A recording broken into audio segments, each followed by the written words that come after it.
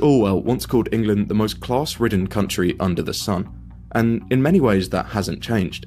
It's just that now class is geographic. This is where it's kind of a tricky call. Depending on who you ask, and yes, where you ask in the country, people will either love or absolutely hate Margaret Thatcher. In some ways, she had a point. Britain would have had to deindustrialise anyway. There was no stopping the inevitable wave of globalisation undermining British labour, but she also did it so suddenly and so harshly that it left scars which seem irreplaceable. Her ideology was so rigid that instead of reinvesting to modernise the North, she turned the whole country against public investment altogether. When the mines closed, towns and cities collapsed.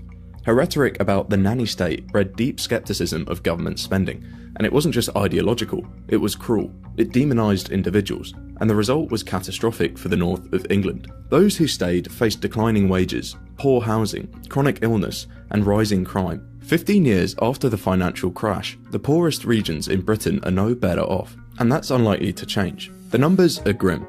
Poverty rates are 5 points higher in the north. Job growth since 2004? Less than 1% in the north, compared to 12% in London in the south. Since 2000, over 300,000 northern graduates have moved south.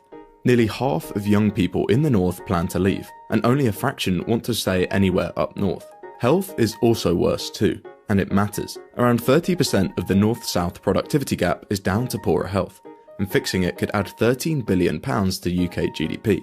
Life expectancy is also lower, and kids are more likely to grow up in low-income families, need free school meals, and leave school with worse grades.